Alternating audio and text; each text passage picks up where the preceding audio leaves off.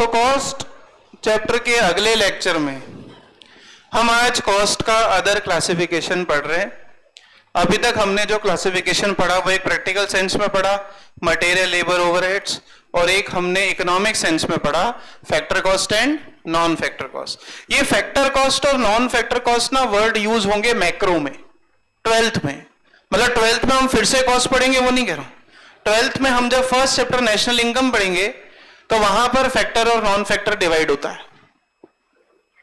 वहां पर कॉस्ट निकलती between factor cost and non factor cost. तो factor and non factor cost हमने मैक्रो पॉइंट ऑफ व्यू भी पढ़ा है। कौन सा पॉइंट ऑफ व्यू पढ़ा है? मैक्रो। तो सर हम माइक्रो भी तो पढ़ाओ, तो आज हम micro point of view factor cost जो है कॉस्ट का क्लासिफिकेशन हम माइक्रो पॉइंट ऑफ व्यू से कर रहे हैं।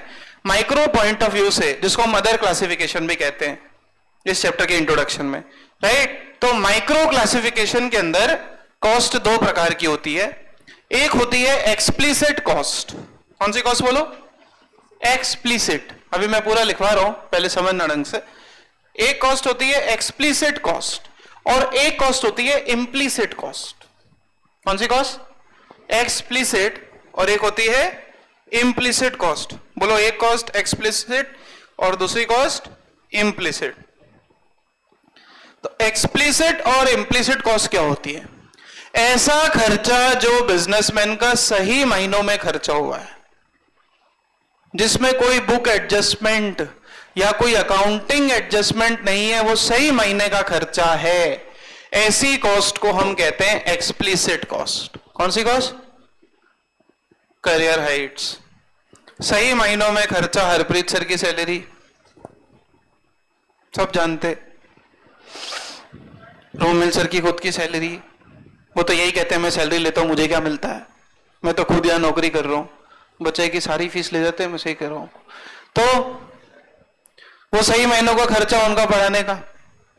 ये प्रोजेक्टर, लाइट, इलेक्ट्रिसिटी बिल से लेकर के आपके नोट्स की प्रिंटिंग कॉस्ट, ठीक है, वो सारी कॉस्ट जो कि सही महीनों में जेब से पैसा जाने वाली जो कॉस्ट है, ऐसी कॉस्ट जिसको इंकर करके सही में पैसा लगता है, ऐसी कॉस्ट को हम कहते हैं एक्सप्लिसिट कॉस्ट। कौन सी कॉस्ट?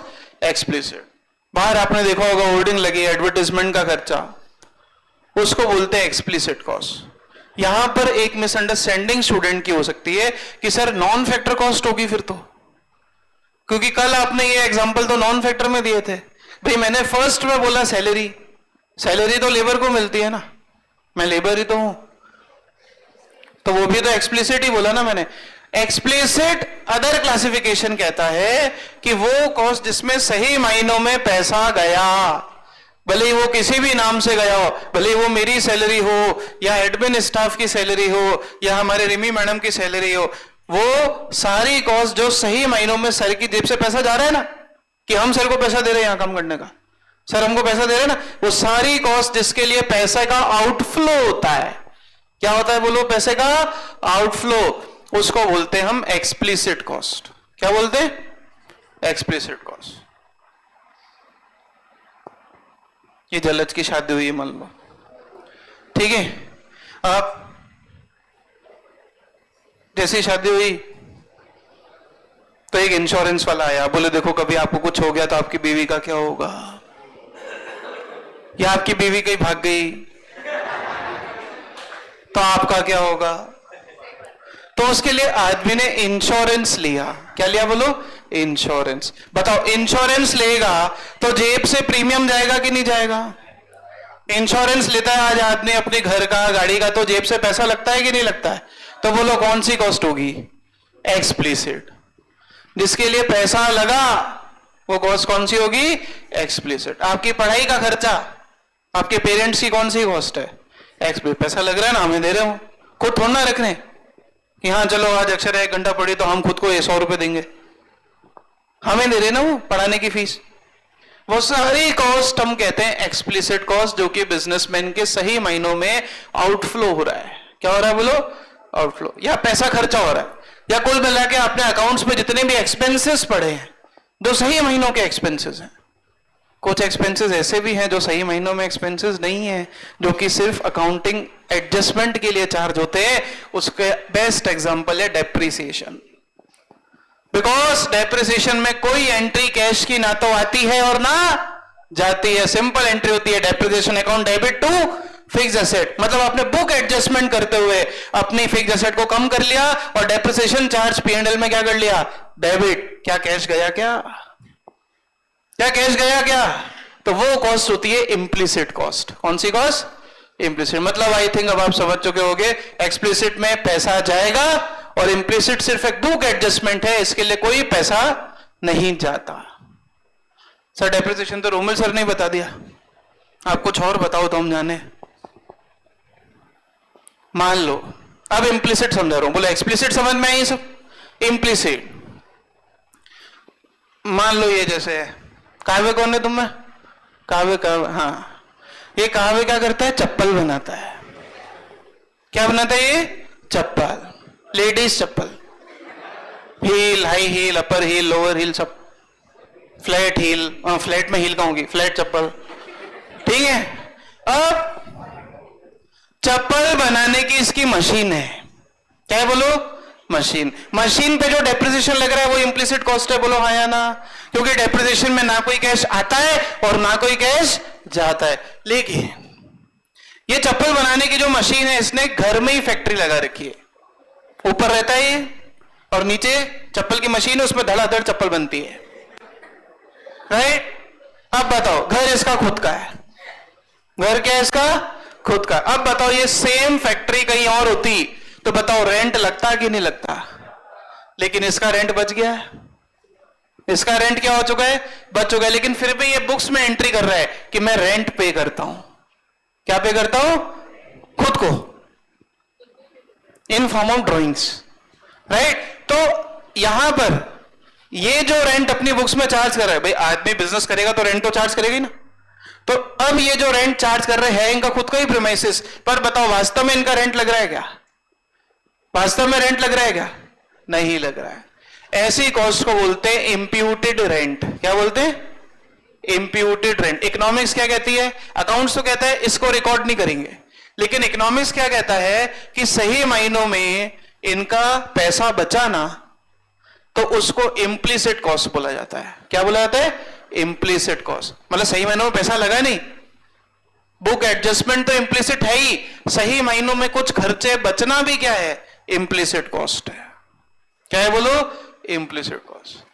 आई थिंक दोनों डिस्कशन समझ में आ गए होंगे। एक्सप्लिसिट कॉस्ट सही महीनों के खर्चे हैं और इंप्लिसिट कॉस्ट सिर्फ एक बुक एडजस्टमेंट है। सबसे बेस्ट एग्जांपल है इसका डेप्रिसिएशन। क्या है बोलो? डेप्रिसिएशन। या आपने कभी सुना हो गुडविल राइट ऑफ होती है, पेटेंट्स राइट ऑफ होते हैं? क्या सही महीनों में राइट ऑफ होते हैं क्या? वो नहीं। गुडविल समझते हो? Goodwill, reputation of the business. आज करियर हाइट्स का हमने पेटेंट कर रखा है, राइट? अभी आपको माइक्रो की बुक मिल जाएगी 2-3 दिन में, राइट? उसके सारे आपको क्वेश्चन प्रैक्टिस जो है साथ साथ में शुरू करने, क्योंकि अब जब हम हाफ ईयरली लेंगे तो उस बुक से क्वेश्चन भी आएंगे। वो सारे क्वेश्चन वही है जो आपको मैंने टेस्ट में दिए या मैंने जो क्लास में डिस्कस किए, न्यूमेरिकल और प्रैक्टिस के लिए बुक मिल रही है। उसका वर्ड बाय वर्ड नहीं पढ़ना है, वर्ड बाय वर्ड तो नोट्स का पढ़ना है। वो सिर्फ क्वेश्चन प्रैक्टिस के लिए आपको माइक्रो की बुक देंगे। तो उसमें जब आप देखोगे तो ऊपर करियर हाइट्स लिखा है, नीचे मेरी फोटो लगी है। ऑफ कोर्स मैंने बुक दी तो मेरी बुक है तो मेरी फोटो लगेगी ना, रोमिल सर की आपकी फोटो थोड़ी लगेगी, नहीं। तो मैंने करियर हाइट्स को मेरा नाम यूज करने का क्या दे रखा है? पेटेंट। क्या दे रखा है बोलो? पेटेंट। इसकी वैल्यू ओवर द पीरियड क्या होती है? इसको अकाउंट्स में, जैसे हम फिक्स एसेट को डेप्रिसिएशन लगा के राइट ऑफ करते हैं ना, वैसे पेटेंट्स भी राइट ऑफ होते हैं। पेटेंट्स भी क्या होते हैं बोलो? Right of. जब टेंजिबल एसेट राइट ऑफ होती है तो उसको बोलते हैं डेप्रिसिएशन, और जब इनटेंजिबल एसेट राइट ऑफ होती है तो उसको बोलते हैं अमोर्टाइजेशन। क्या बोलते हैं? अमोर्टाइजेशन। ये भी एक तरीके का इम्प्लिसिट कॉस्ट है। क्या है बोलो? Implicit cost. ये तो कोई भी देख के बता देगा ना कि अगर सर यहां पर पिछले 7 साल से पढ़ा रहे तो वैल्यू तो ब्रांड की बढ़ी ना, लेकिन अकाउंट्स क्या कहता है? ब्रांड की वैल्यू अमोर्टाइज होगी। That is a implicit cost. कौन सी कॉस्ट? Implicit cost. बोलो समझ में आया? क्या क्या समझ में आया बोलो? एक्सप्लिसिट कॉस्ट और इम्प्लिसिट कॉस्ट में। एक्सप्लिसिट कॉस्ट सही महीनों के क्या है बोलो? खर्चे हैं। और इम्प्लीसिट कॉस्ट क्या है? सिर्फ एक बुक एडजस्टमेंट जिसमें ना कोई पैसा आया और ना कोई पैसा लगा। बोलो हाँ या ना? कोई प्रॉब्लम? लिखेंगे अदर कॉस्ट क्लासिफिकेशन, और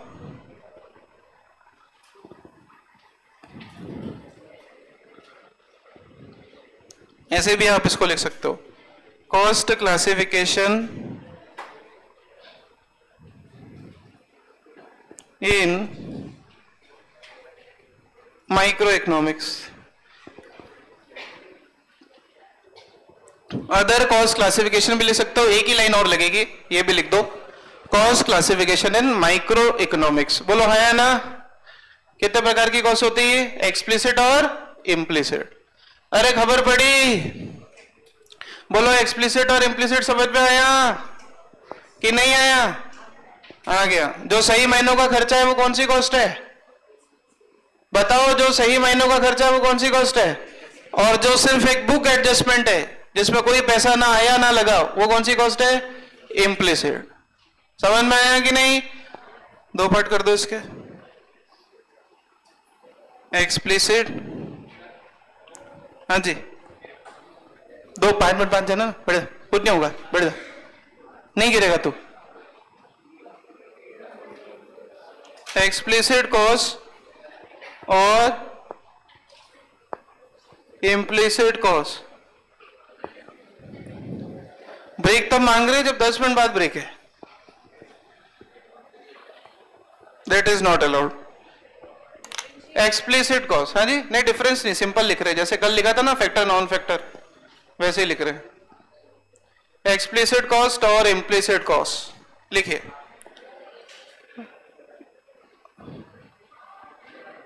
those costs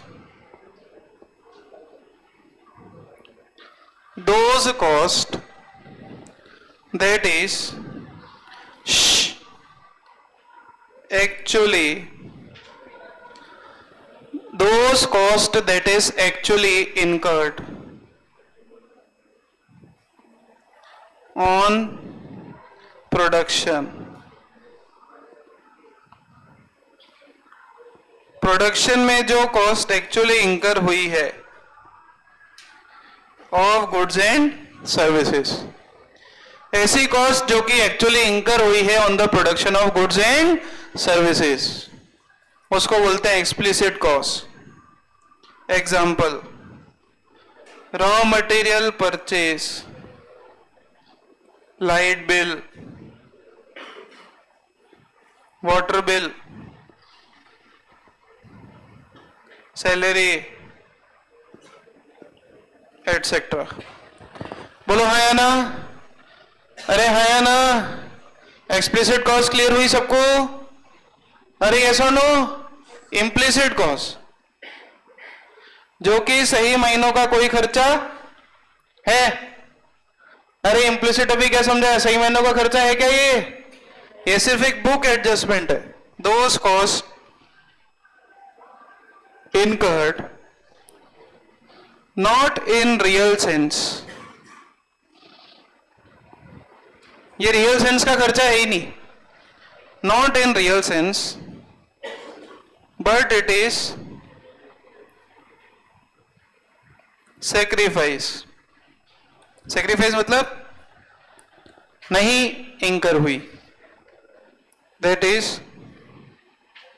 depreciation। डेप्रीसिएशन और इम्प्यूटेड रेंट। इम्प्यूटेड रेंट समझ में आया? वो अभी घर में चप्पल की फैक्ट्री, अरे आया ना? Imputed rent of own house etcetera, ऐसी कॉस्ट को क्या बोलते हैं? बोलो इम्प्लिसिट। बोलो एक्सप्लिसिट और इम्प्लिसिट क्लियर है सबको? अरे हाँ या ना? कोई डाउट? क्वेश्चन लिखेंगे, सिंपल क्वेश्चन लिखेंगे, क्लासीफाई करना है आपको इनटू, ये 3 मार्क का क्वेश्चन आ सकता है, ठीक है? एक्सप्लिसिट और इम्प्लिसिट क्लासिफाई इनटू एक्सप्लिसिट और इम्प्लिसिट। ये अभी लिखना फटाफट, 6 आइटम दे रहा हूं, फिर एक एक आइटम में एक्सप्लिसिट इम्प्लिसिट लिख के दिखाना, ठीक है। Wages, salary, interest, interest paid, depreciation, goodwill, return of, 1 2 3 4 5, goodwill return of, और फिर लिखना आप रेंट पेड। फटाफट से 5 मिनट है आपके पास, इसको एक्सप्लिसिट इम्प्लिसिट करके दिखाओ। मैं सबकी कॉपी चेक करने आ रहा हूं अभी, पीछे तो खास करके ध्यान। क्लासिफाई कर दिया क्या? बताओ। वेजेस, वेजेस पेड, कॉस्ट है बोलो। इंटरेस्ट पेड पे कौन सी कॉस्ट है? पेड लिखा है ना, पेड, इसलिए। रेंट पेड, पेड लिखा है। डेप्रिसिएशन इम्प्लिसिट, बुक एडजस्टमेंट होता है सर, आया ना। और ये goodwill return of, goodwill intangible asset होती है। गुडविल रिटर्न ऑफ का मतलब है अमोर्टाइजेशन। क्या मतलब है बोलो? तो कौन सी कॉस्ट होगी? इम्प्लिसिट। कोई डाउट? तो तीनों कॉस्ट क्लासिफिकेशन, एक प्रैक्टिकल एक्सपीरियंस जो आपको होगा कॉस्ट शीट देख के, एक मैक्रो में हम जो 12th में पढ़ेंगे फैक्टर और नॉन फैक्टर, और अब जो हमको माइक्रो में पढ़नी है, तीनों आपको मैंने समझा दी, एक्सप्लिसिट और इम्प्लिसिट। तो एग्जाम में ये भी क्वेश्चन आ सकता है, ठीक है ना, कि एक्सप्लिसिट है या इम्प्लिसिट है। बोलो कोई डाउट? और पढ़ाऊं? बस इतना पढ़ लेना, ठीक है। Thank you.